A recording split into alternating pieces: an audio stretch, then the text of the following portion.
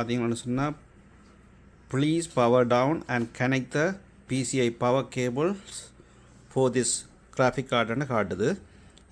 இதுதான் இந்த பிரச்சனை என்னன்றதை பார்க்க போகிறோம். இந்த பிரச்சனை என்னென்னு சொன்னால் சரியான முறையில் பவர் கேபிள் கனெக்ட் பண்ணப்படையின்றதன் உண்மை. இது ஒரு கஸ்டமர்கிட்ட வந்த சிஸ்டத்தை நாங்கள் இப்போ ஃபிக்ஸ் பண்ணி போட்டு உங்களுக்கு காட்டுறோம் எப்படி இது work பண்ணுதாண்டு.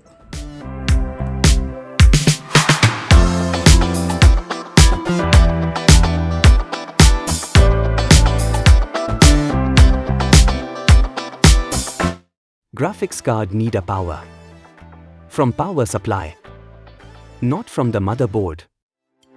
Wrong wire connection to the graphics card. Please subscribe to Pcie Americas.